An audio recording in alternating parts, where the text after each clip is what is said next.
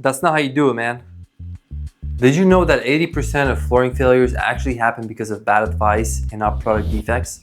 Flooring mistakes can cost homeowners thousands each year, and rarely it's a manufacturer problem.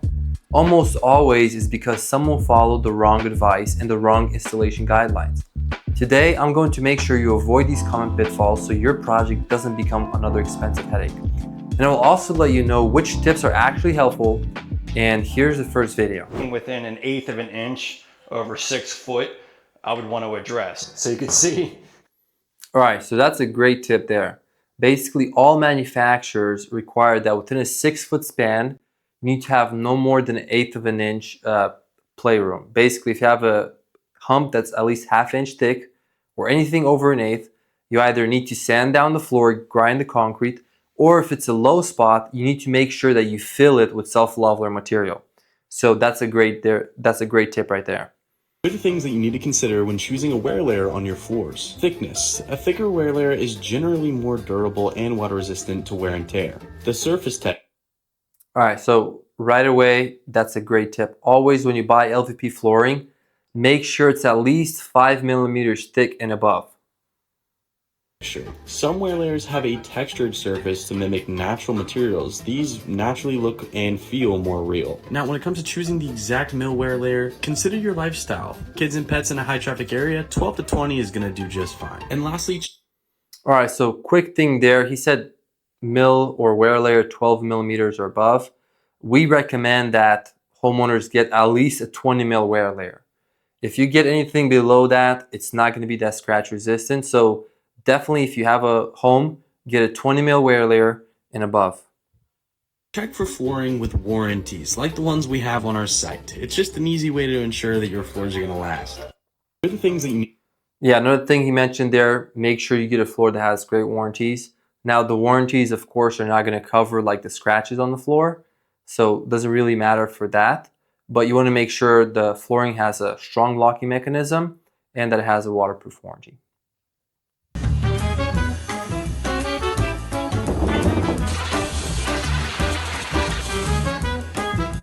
All right, first tip on that video is the best tip we've had so far. So always before you install the flooring, always sand down or grind down any high spots or low spots in the floor. That's the first step, and it's the most important step. If you skip that step, over time you'll have movement in the floor, which cause separation and gaps. So you definitely don't want to skip that step. So step 2 talks about underlayment. Now, most LVP floors already come with the underlayment. If you have an LVP floor, you never want to add an additional underlayment, even if the manufacturer says that it will cover it. Most of the times, what we've encountered is that if you add an additional underlayment under the LVP, it's always going to be too soft and the locking mechanism is going to break. Now, for laminate floors, usually some of them come with attached pads, some of them don't. If they don't, you always want to use a good quality pad or underlayment for the laminate.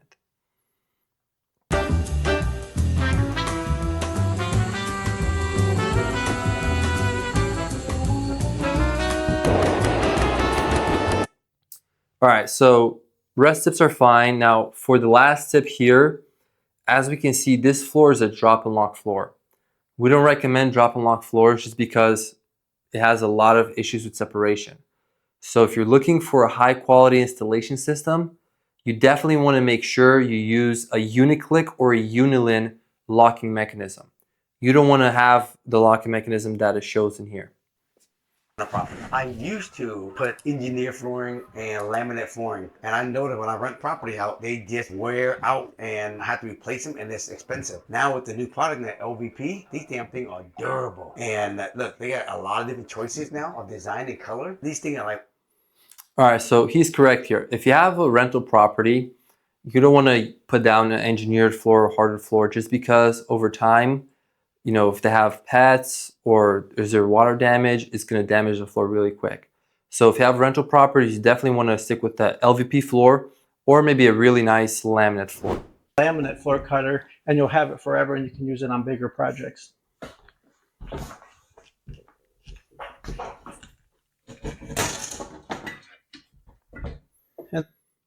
All right, so here we have a cutter machine. Now, he has an LVP floor right there. It's not necessary to use that. You can just use a knife and a square. However, if you want to spend extra money and make it a little easier on yourself, you can definitely buy that tool.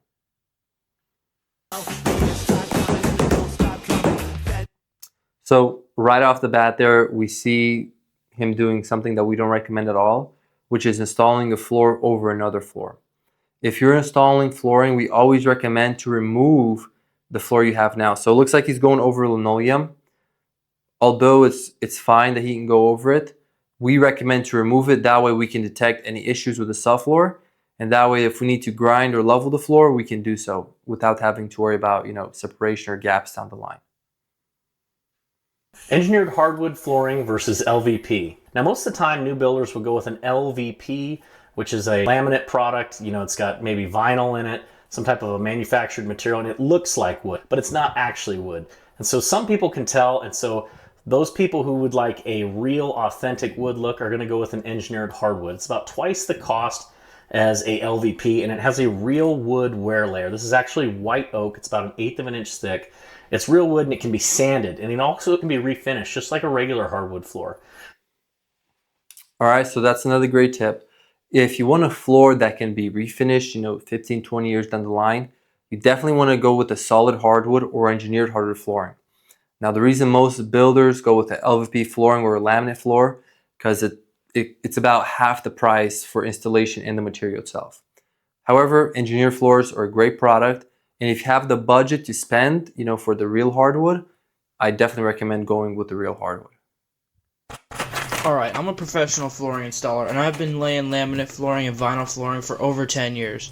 And in my last video I did here, a lot of you guys seem to be extremely confused when it came to laying vinyl flooring.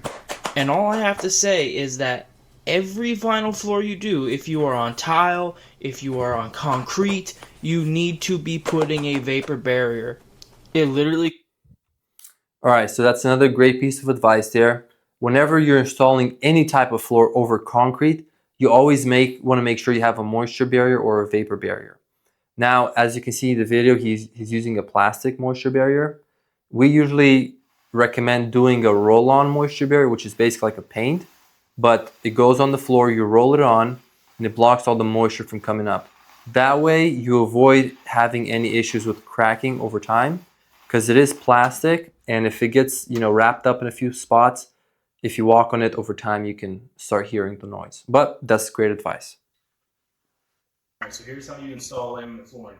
Take your piece, hold it up at an angle, lock this tongue side into this groove side, rotate it down,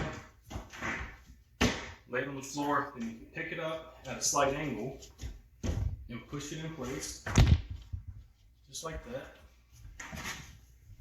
Grab your tapping block and your mallet.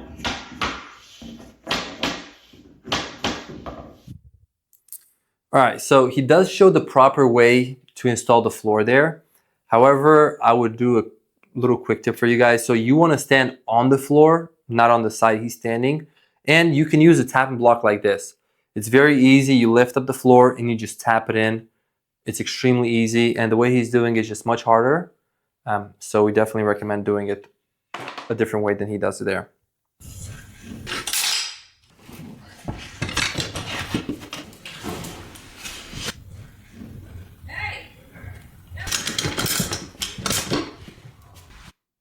All right off the bat there, if you're using glue for the joints on a brand new installation, that's a red flag right there.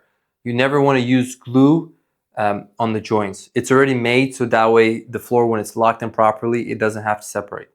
So I don't know why he's using the super glue, but it's definitely not recommended to do so. Fastest flooring install.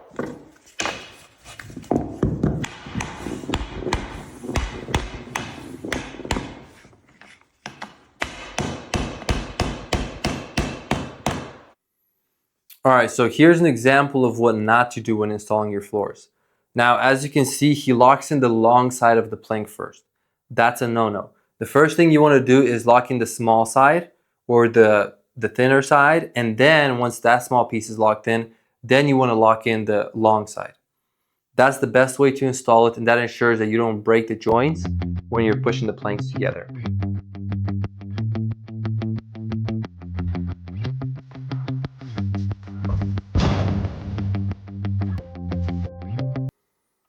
Alright, so as you can see in the first part of the video, they had the pattern going as H patterns or brick patterns. So basically each board is offset 50%.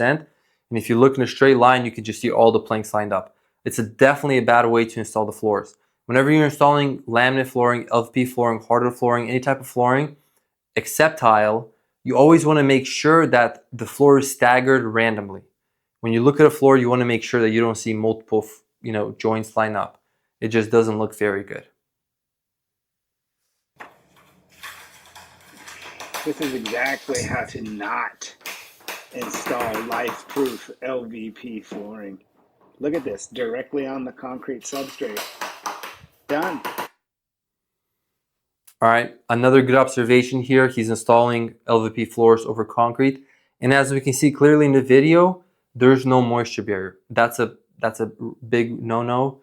In a year or two down the line, you might start seeing cupping and separation just because the moisture is affecting the LVP.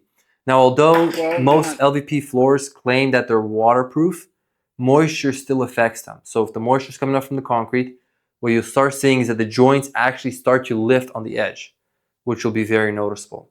Another thing I notice here, if I look in the background, you can see like the glue and the wiggly lines from the carpet pad. And that's another indication they didn't do any prep work like grinding or leveling, which once again is a big red flag. If you want your flooring project to run smoothly, check out my next video on the top 5 most common installation mistakes to avoid. Watch that one next. You'll learn exactly what errors to steer clear of and set up your floors for years of no installation problems.